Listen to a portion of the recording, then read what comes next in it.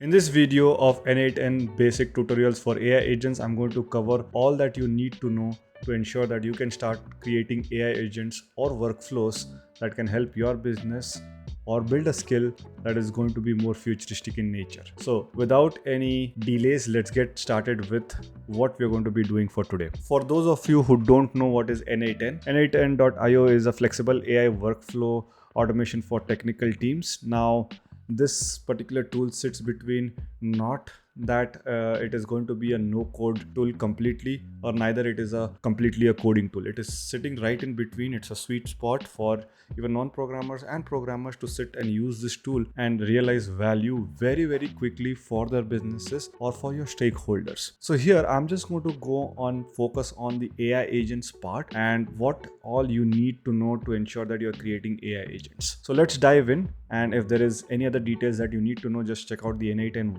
website. But I'm going to go on to a self-hosted N8N version of mine, and I've hosted it on Cloudbean. They can help you spin up servers such as like this, and then help you install N8N along with any VectorDB or even Langflow installation, right? So I have all of these things on the server, and I'm going to use that version as a demonstration. So let's get started. Now, what do we need to know within N8N? Now, within N8N, there are several things that you need to know. One of the things is whenever you log into N8N, you will see that there is a list of workflows available. You can open up each of these workflows. So you can click on this and you will be able to see a workflow, and then you can just click on overview and then go back to the workflow. So there are several of my community members that are already building workflows here, and so a lot of things are happening within this space which we are excited to explore. But anyways, first things is the overview here you will have workflows like this. Then you will have credentials. Now, credentials are basically you giving permission to various different application from the N8N side, so that N8N can access those tools and be able to work with those tools seamlessly, and you give it the right permission so that they can act on it. Okay, and then we have executions. Basically, whenever a workflow is running, right, whether it's successful or it's not successful, we'll get the status of it or the log report of it here, and you can monitor that here. So there are three of these things that we need to follow towards. Now, I recommend one of the things that you can do within the credentials is go ahead and add all the credentials like your Google Drive, Google Sheet, Telegram, OpenAPI, APIs, Superbases, PostgreSQL, Google Calendars, right? And all the other applications that you're going to be using. Ensure that you just go ahead and create credentials and select from the list. There are several lists that are available. Have all the credentials in place so that when you're doing the automation, you don't have to configure them. Okay, so now let's move on to the next part, which is going to be the workflows. Now, N8N has basically introduced an overview and a personal view here. So all the community members that are creating their workflows, they are available here. But if I want to look at all the workflows that I created, they are all listed here nicely. And with the recent update, now you can basically create some folders here to organize your workflows. So a small little thing, but it is very useful also. Second thing, now let's say I want to create a new workflow. So I create a new workflow, and couple of things that you need to know within this workflow is that you can use like control and the scroll up and down to ensure that you are able to zoom in and zoom out, or you can use zoom in and zoom out like this within this. And if you want to center it or fit it to this particular one, you can just put this center one, and it'll center the node that is available here. Okay, and if you want to clean up, tidy up the workflows, you can just click on this and it'll tidy it up automatically. So that's the workflow basics of how you navigate it, and you can use space button to basically navigate it up and down like this. Okay, so I like to start somewhere like this where I have this node here so that I can build out and I can have the space here. Now, next things, as soon as you come and create a workflow, the first things that you need to do to ensure that basically you have this workflow renamed. So I'm going to do like this. I usually use my initials and I give the context of what this workflow is, right? So this is sample demo workflow for YouTube. I'm going to say that, and then you can give some tags to it, tags to it, and I can give sample or anything that I want to give around these tags. Okay, so I gave that name right now, and I can see now there are two things that you can observe here. One is the editor, and then there is the executions here, right? So if you create a workflow and if it executes successfully or not, this will be available here. Now the one that I showed you earlier, so if I'm just going to go back to the overview and show the executions here, these executions are across all the workflows, across all the team members. But when you go back here and go back to the sample demo workflow YouTube, you'll see this execution is particularly for this particular workflow itself. Okay, anyway, so that's what we need to know, at least for this particular part. And whenever it says inactive here, inactive would mean that this workflow is not automated yet. You need to activate it so that it is live or in production. Or while you're developing, it will definitely be inactive, and it can be only active or getting used if you have completed the flow and there are no errors on the flow. Okay, and then there are several other options within this thing. We have like duplicating the workflows, downloading the workflows. You can think of these workflows as a Word document where you can like copy paste these Word documents or rename them, and all of these examples. Now also you can import from URLs all from the files and settings, and I will show you some of the examples that we can do here, right? So these are some of the options. The setting options is one option where you can typically choose your time zone. If it's by default the New York time zone, so I'm in India, I can do the Asia Kolkata time zone, and then have some settings here. This is one of the settings that I typically come here for. So you save that, and then now you are all set for creating your first workflow. Now one little trick I want to do, you don't need to start from a blank canvas. What you can do is you can click on templates, and N8N has made it very easy for you to look for templates. So I typically go for the AI templates here, and AI powered WhatsApp chatbot is there, so this is directly available here. What I can do is I can click on this, and it says use for free, right? Use for free, and I can just simply copy this, right? So you can see here this copy template to the clipboard JSON, or open self-hosted installation docs, or get started with free N8N cloud, right? I like to say copy this JSON here, and I can simply go here and just paste it. Okay, and as you can see now that entire workflow is pasted, and you can whenever a WhatsApp is triggered, based on the input type, if it is text, voice, image, document, and fallback, it's going to go ahead and work on this flow for different workflows. Now that is neat, right? So we are able to get all of these workflows very quickly, and the only thing that you need to do is basically configuration, which is I told you about credentials. So you need, for these all to work, it's very cool to get the workflows, but you have to still configure the credentials, and that is what we do in our community. We sit down, take these workflows, and go and configure these credentials and start making this work, right? So often having 4 or 5 members in a community to configure something like that is a lot more easier than doing it alone. That's what I feel. But anyway, so this is how you get it. Now what I'm going to do right now is I'm just going to delete this, right? And maybe I will just add another workflow here, and I'm just going to paste it here, and I'm going to call this as this thing. So we'll come back to refer to this as the workflow that we have created. Okay, so I'm just going to copy this name here, and I will demo it, or I will show you some examples of it a little later on. So I'm just going to rename and keep it, and I'm going to go back to the overview and go back to the sample demo here. So just to give you that context, you don't need to always start from a blank screen. You can always go back to this place. It's called n8n.io/workflows, and you'll have tons of workflows, 1680 workflows, automation templates already created by users. Some of them are free, some of them are charged. Anyways, getting back to the main agenda here. So now, if you had to start from scratch, how do you do it? So if you had to start from scratch, always remember that the first step is going to be a trigger, and there are several triggers within this. Okay, so we have this trigger manually on events, or this one is a manual trigger. So let's say you are doing some automated trigger where it automatically fetches the data from some place, maybe it's a newsletter on an email or something like that, and then you want the trigger to be going in. So you can do this particular part, but you will need a trigger, right? So This one of the most general purposes one, because you can kick off with this thing by just clicking on it. And then we have like on event, on schedule, which is like a recurring events, like daily give me a news, give me a written about a newsletter, something like that, and then I can send it to my newsletters.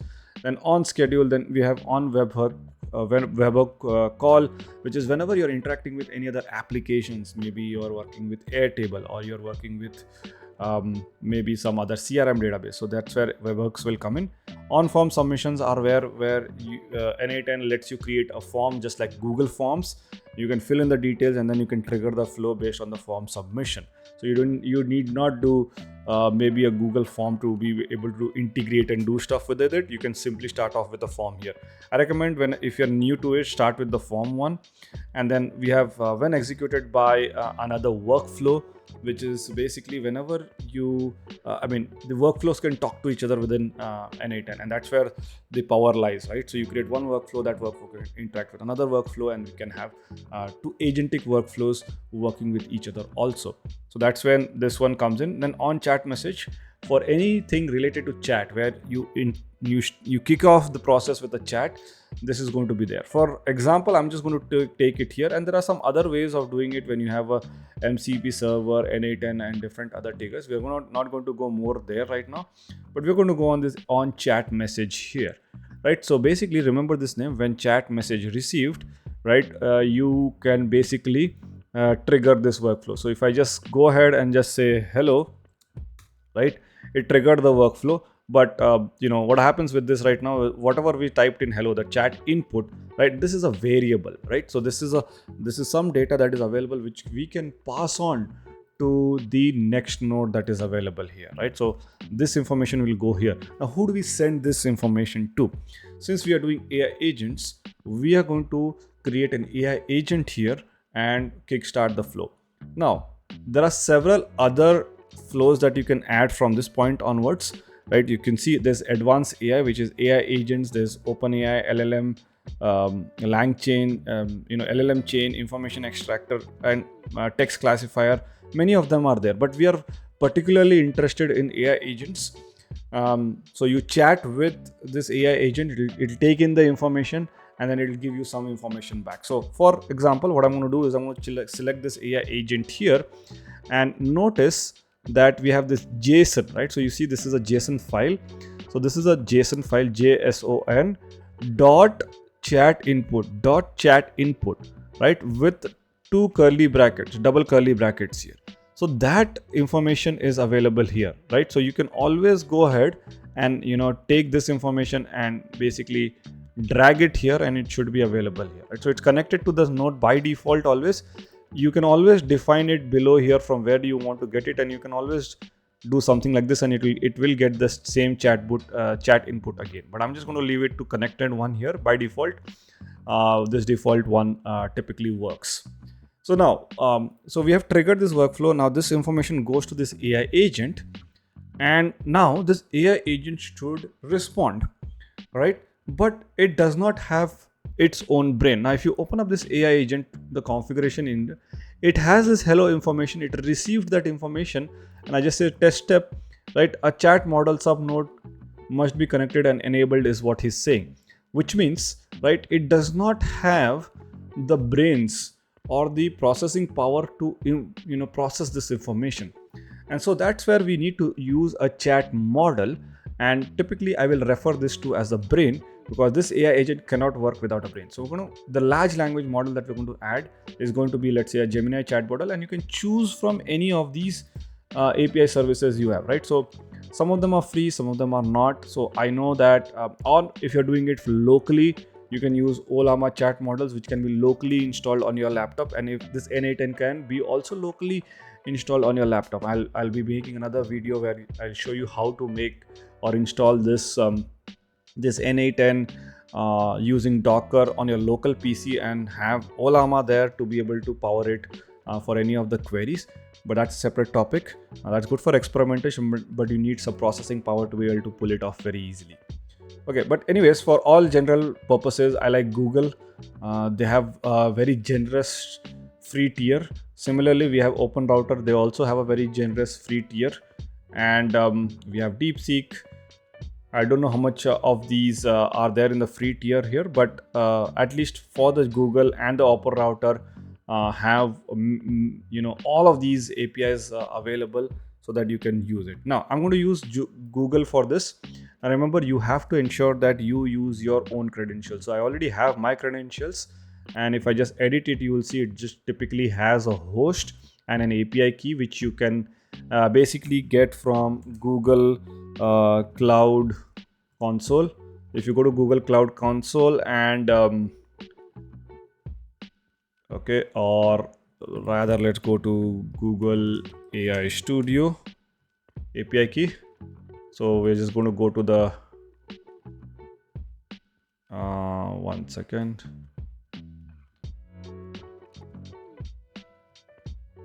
Google API key, yeah, Google AI Studio. Let's go here. Okay, you need to come to aistudio.google.com and you can just say get API key, create an API key, and you can select the project, say generate or create API key. You'll get a key. You can come back and just paste it here. Do not change this, and ensure that connection tested successfully is there. That's how you can connect with it. Now, not all models. Now, there are several different models. Models are basically the way you interact with your chatbot. So if you see here, when you're chatting something here, right, there is a model selected here, right? So if you see here, there is Gemini 2.5. You can do 2.0 Flash 1. I typically like to use this 2.0 Flash 1. A lot more easy. Even 2.5 has a generous output, but again, at some point it will have a tier. So 2.0 is, at least this one is free, so we can use this for our testing purposes. So I'm going to choose the 2.0. I just simply type 2.0 and I can choose that model here. So now if I go back here, and now I have a brain. So if I just open up the chat, and I'm going to say hello, right, it's going to be it's going to interact and it's going to give me a response, which is great. Now with this, we are able to get a simple workflow up and ready. Now the cool thing about this is that we can also ensure that we can make this publicly available on a hosted chat, and I can copy this link and go here, say enter. Okay, so I need to do a little bit of configuration here. So yeah, I need to do a little bit of configuration here so that I can get this link and I can provide this link, and it can be a chatbot directly, an application that taken input, right? So that's how you activate these part of it, where you can just simply go here, activate this, right? And let's see if I can take this one here. Yeah, there we go. So if you see this, if you activate, remember I told you we can activate the chatbot here. So now this chatbot is activated. You can see that I did some executions here, but let's say I'm going to go to here and I'm just going to say hello, how are you? I'm going to say enter here, and it's going to go back here and it is going to execute this chat. I'm doing well, thank you, it is saying. And if I just refresh this list here, okay, you see this, that so there's a success message that is coming here, which I can look at it and say hello, how are you? And then if the information comes in here and it responds to you, right? Yeah, I'm doing fine, what can you do? And that's how you can track and monitor this information here, right? So now we come back to editor. Our basic chat flow is ready. However, now we need to ensure that we can do something with it, and there are several ways from going out from here, but I'd like to just begin with some of the basics here, right?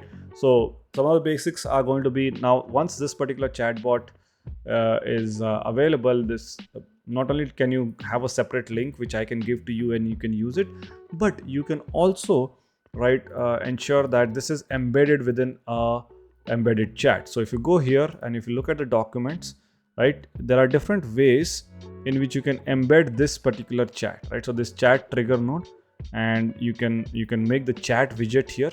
So there are different ways in which you can do it. You can do CDN embed, Vue.js, React, create chat.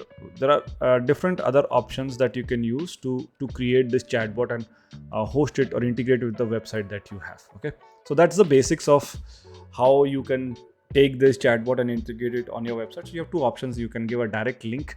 You can modify the link to be in a format that you can potentially use it, or embed it on a website, much like how I have done it. So I have my own website. Let me just go to my website here. Right, so if you can see here, there is a embedded chatbot available here. The same chatbot that I used can be embedded like this, and that is a pretty neat use case. Now I got excited because I did not have to lift a finger or write a code to be able to do something like this. I can typically go back to a Lovable or an application where there is a website designing, and I can design a website like this very easily, and then just integrate the chatbot from N8N without coding, right? So that's how cool this is. That's how quickly you can launch an application. And I'll be making another video where I make a website on Lovable and then also integrate this N8N chatbot. Well, I'm not too sure on how the no code AI agent space or the web development space will work out, but definitely today I get to see that something is in production. So maybe I'll make another video where I'm using Lovable to create a website and then using N8N to integrate a chatbot and launch it into production and make it work. Now I will be making another video of that. If I make that, I will leave that in the comment section. But now we have built our chatbot, and now it can take in information and it can respond. But the next thing that you need to do, or in terms of this particular part of it, is basically twofolds. One, give it a memory so that it remembers a chat. So one of the things that you can do is, if you click on this memory here and add simple memory here, this particular configuration, it's a simple configuration where it creates a session ID such as this one. So each customer or the user is referencing to his own chat, and there's a context window length, which is basically how many past conversations do you want the chat to remember and be able to provide the experience. For example, I'm just going to go to ChatGPT here, right? So if you see here, right, if you chat something here, like just say hello, it's going to respond to you. I am doing well. And this is called a chat history, right? So hello, how are you working? I'm doing well. That's awesome. And now this particular person has some context. The ChatGPT is very, very good in terms of remembering all the conversations in my past. So what are my top projects? This is called memory, right? So what are my top projects? Now if you see, it is referencing all the past histories that we have.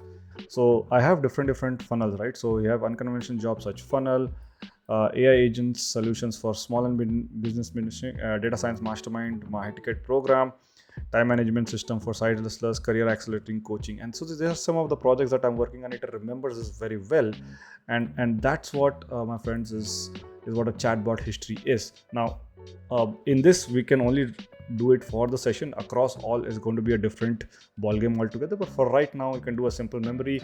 And if you want to take it to production, right, there are several other ways. That is going to be Postgre chat memory, and using Cloud Bean, we can go and host a Superbase, which will be Postgre SQL, and we can connect that, right? So I have that also available. So I can do like Postgre chat history, and I can use this Cloud Bean hosted Postgre SQL here to store the chat history here. Now, so I'm just going to but yeah, definitely you need to give the chat histories a name, the database name, and then it will store it accordingly. But anyways, while you're testing, don't complicate it. What you can use is a simple memory here, which will help you get the tasks done. So now what happens here is that if I can just say hello, what it's going to do right now, it is going to store that information here, right? So you say how, so hello I said, and then the how can I help you, right? So that information is getting, so you see hello, you're a, and then you know there's a system prompt that, and then how can I help you today? So I need help to manage time, and then I will say enter like this. So it goes here, response, and store this information again in the chat memory here, right? So go back here, look at the schema, hello, how can I help you today? and I responded, I need help to manage time, and it is storing that information. So you see that information starts getting stored, and at least now this AI agent has like 5 chats that it can recall and be able to respond, right? So the example of that is going to be like this, right? I say my name is Kunaal, right? So now it retains that memory. Okay, I can ask who am I, right? So you'll say okay, who am I? Yeah, you are Kunaal Naik, it'll say. So it remembers it. If you don't have this memory, right, if I remove this memory and just say who am I, right, and it is not going to be remembering that name here, right? So it does not remember it because it doesn't have this chat history here. I'm going to attach it here, and that's how if we have a chat history, now it sort of knows us. The last big thing now you have to think around is, think of this AI agent as a human, and then you can provide it tools to be able to execute. Now I cannot demonstrate all the tools here, but what I'm going to do right now is going to add few tools that you can think of use cases. So for example, you can use the AI agent to add a Google, you can manage your Google Calendar. So you can say Google Calendar, calendar here that we go, and then you can add a Google Calendar where it can create an event for you. Not only that, can it send emails for you? Absolutely, right? So you go to Gmail tool, and then it can basically send emails on behalf of you, right? Then can it basically access your contacts database, right? So Google Contacts, right? Yes, absolutely. So it can look at all the Google contacts that you have and be able to get that information and then send email to somebody else also, right? Then can we add anything else? Let's say we have anything else. Yeah, let me say you have to make a Google slide. So absolutely you can add a Google slide, and then it can create the Google slide also for you, right? You can clean this up, and this is how it'll look like. Then not only that, we can keep adding more and more tools and be able to do that. But suddenly you will see that this tool will become suddenly bloated, and it's going to become difficult for anybody to manage these tools. So what has we can just simply copy this again and paste it here. So I'm just going to reference this here to give a good more example. So instead of having all of these tools here like this, what you can do is, we have recently introduced N8N has recently introduced a MCP client tool where basically you can first, one second, right? So first of all, one second, let me save this. I will inactivate this. I will go to create a new workflow here, and we see MCP server trigger, right? So we have this, and then so this one is MCP, let's say Google. Okay, so what I can do right now is I can add all the tools here, like Gmail, I can add the Google calendar, okay, and then the contacts and all the ones that we typically added, the Google contacts that we have here. So we can add all these nodes, and this one becomes the server, which I can go back right now. Let me just save this, go back to my simple demo, and now I can attach the MCT client and the endpoint here somewhere like this, where now this MCT client is basically having access to all of these tools. So it's like an aggregation here. Again, I'm still developing or working on this thing, but the whole idea here, context that you want to take away is that we don't need to have these agents always getting configured these tools manually. The whole idea that you can create an MCP server like the one that I showed you, link it and configure it once, and then call that tool whenever you need it, so you can save all the time and effort in terms of configuring them again, and this AI agent has access to these tools so that it can do things on behalf of you, right? So that's how we can work one route, right? So we give it tools. Now the other way that you can do is basically you can add another AI agent here. Okay, you can add another AI agent here, and this AI agent we can this one is basically, let's say, my personal assistant. Okay, here what I can do is I can basically give this as a content creator. So now we are moving into like agent to agent communication, where if I tell something about creator content, and I can tell this personal assistant that, okay, if you get any content request, send it to this particular content creator, and then you give it tools or memory based on that content creation, and it will start doing the work, right? Then you have someone you can also have one more AI agent here, right? Which let's delete this, link it here. Okay, so we can have two different AI agents. This agent talk to these different agents, right? And I can just rename this to be, let's say, he is my customer communication, right? So basically what I want to do is I want to have my personal assistant send an email to my customers based on the categories or segments they are in, right? So I can say, okay, send this bulk email to my customers that I'm doing a workshop here, and that guy's responsibility is to send that email to that. And for that you will definitely need the Google contacts and the maybe Google Sheets with the customer names and all that, so that it can send this information. So again, this is just showing you the art of the possible here on terms of doing AI agents. But that's all I will be doing for this particular video here. So to summarize, right, you can trigger your AI agent with a chatbot like this, and you can later replace this definitely with a Telegram. Okay, get a chat trigger here, right? So let's just delete this, right? So you can definitely get this agent from here to here, right? So you can have different triggers for this particular person to interact with. Not only that, you can also add the WhatsApp send message or create message. Sorry, not this one. You can also add a node on WhatsApp. Okay, triggers on message. So whenever a message comes from the WhatsApp, you can connect it to the AI agent, and then it'll take the information and then process the information ahead.